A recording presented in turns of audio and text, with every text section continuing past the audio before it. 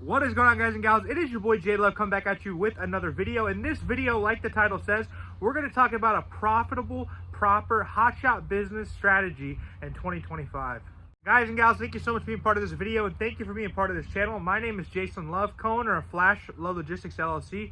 We are a trucking company out of Missouri. We've been in business since about 2020, starting with one non-CDL hotshot truck, moving up to CDL hotshot, and also full-size semi-truck, reefer, dry van, flatbed, step deck. We've done it all trying to find out what's best for us. And over the last 4 or 5 years, I've been making videos just going over what worked, what didn't work, what I've learned, trying to help you guys not make the same mistakes that we made when we first started.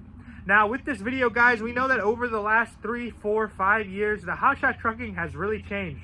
Markets change, insurance goes up, brokers don't use you as much, problems happen, whatever the case may be. I've been making videos talking about all of that. But recently, I was thinking about making a video talking about how I think somebody could be profitable, how somebody could be successful starting hotshot trucking right now. Back when I started in 2020 and 2021, you saw a lot of hotshot trucking companies starting up. I saw hotshot as an easier way to get into trucking, and it definitely is an easier way to get into trucking when you have the non-CDL option, as well as the ability to go and buy a hotshot truck. A lot of people can go to Ford dealerships, Chevy dealerships, Ram dealerships, and buy a brand new truck on personal credit and be able to put an insurance policy on it, get their DOT MC numbers going, and be able to get on the road, get on the load boards and make some money. Now, back then, it was easier to find brokers to use you, and insurance was not as expensive. But when we started by paying $2,600 in insurance. But as we've seen, and as I have seen, we've seen a lot of companies start and a lot of companies go bankrupt in hotshot trucking. So I wanted to make this video to really go over what I think would be profitable and what I would invite you to try to do if you're starting hotshot trucking.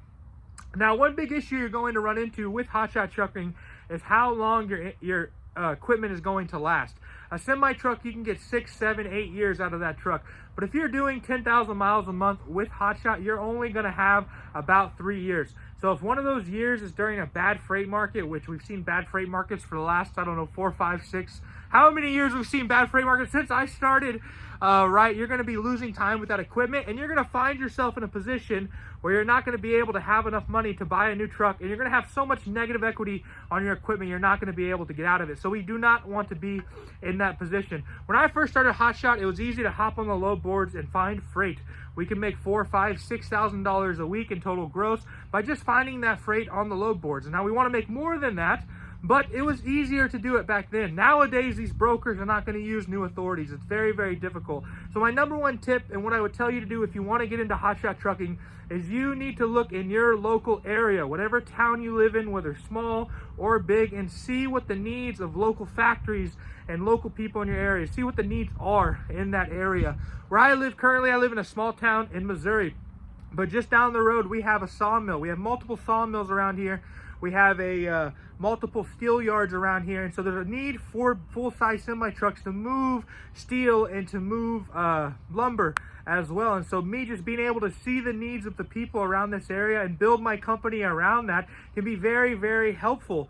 Because if you can just use the load boards or just use the brokers sometime, and that's not your full source of income, you're going to have an easier time starting out. So definitely look in your local areas. Go to those local companies, see what they're moving, see what the incoming freight is, see what the outgoing freight is, see what kind of trucks are there, and see if a hotshot truck can be useful to them. I've seen a lot of times you'll have places that make shingles, they'll have like half loads that need to be moved, or just a couple pallets that need to be moved, and they'll bring a lot of hot shots in. So if you see that in your local area, get in good with them, see what their needs are, and maybe you can be one of the trucks providing services for them. Because if you can get a bulk of the loads that you're going to move from your local area, either ingoing or outgoing, that's going to make your life a lot easier, because you're going to have a difficult time getting loads off the load board. We see all the time all of these dispatchers charging outrageous rates just to be watching the load board for you, and they're doing a crappy job anyways. They're not building actual rapport with any of these brokers. They're not finding you your direct shippers, your direct freight.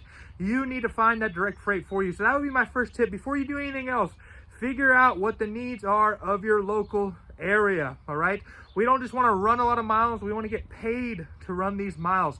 So figure out what those needs are and see if you can be a part of that and see what is needed in your area. The second tip I can give you is to get your CDL.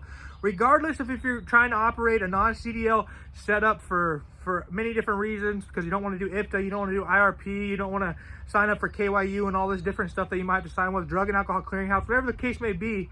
But if you have your CDL, you have to be a part of the Drug and Alcohol Clearinghouse. Remember that. Get your CDL, guys. I've said it 1,000 times, and the reason is because if you take somebody who's done non-CDL hotshot trucking for 2 years and wants to close up their company and get out of it and do something else, you take somebody who's done non-CDL hotshot trucking for 2 years and has a CDL, this person has 2 years of verifiable experience doing commercial hauling. You say, well, the non-CDL guy does too. Yeah, but most companies are going to require him to have a CDL. This guy here can go run, local freight in his local area. He can pick up he can do all sorts of stuff, right? Go get a job for any CDL trucking company anywhere. He has 2 years of verifiable experience doing flatbed, basically, right? And so go get your CDL, because if this thing does not work out, even if you want to do non-CDL, you have a lot more options after that. I know that CDL school is pretty expensive now. I would invite you to even sign on with one of these mega carriers. Get in a position where you have a job that maybe it's not the best pay, but it's paying you something. You can get the time on the road. You can get experience. You can see if trucking is even something that you want to do. So many people get into hotshot trucking because they think, oh, I'm going to make so much money, and they realize they hate being away from home so much.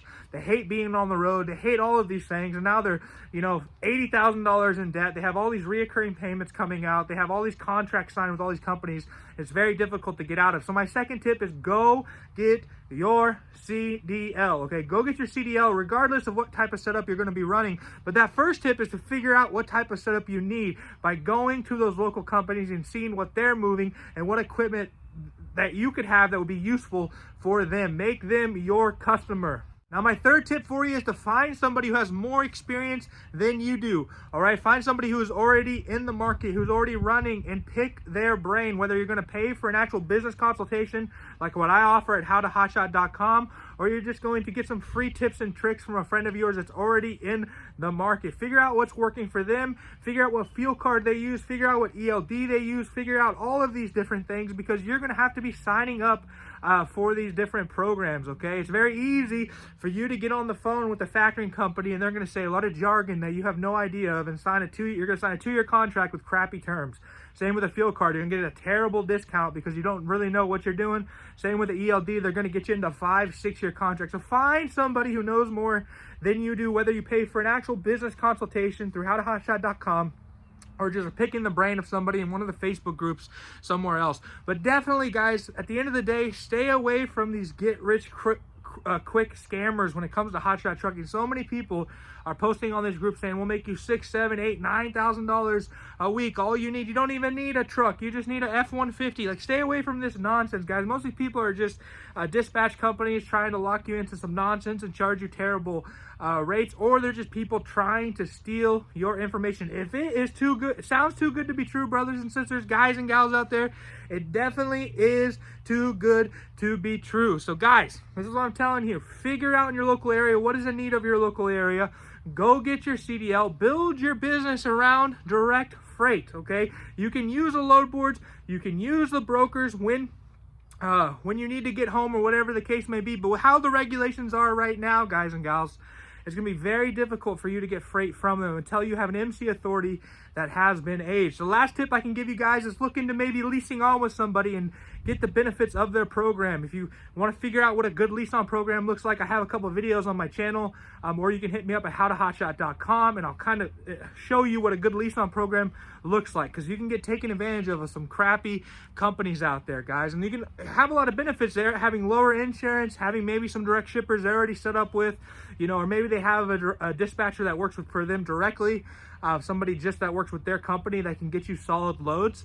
But that is definitely an option, especially with how much insurance is, guys. But I hope you can learn something from this video. Just wanted to give you a couple of quick tips on how I think you can have a successful hotshot trucking business in 2025. If you're not subscribed, think about subscribing. Go check out my website, like I told you, howtohotshot.com. If you're looking to get into hotshot, maybe you're in hotshot and you're struggling, you want me to look over your business, look over your system that you have in place, put in a request for consultation, and I'll definitely reach out to you. Thank you guys so much, and I hope you all have a great day.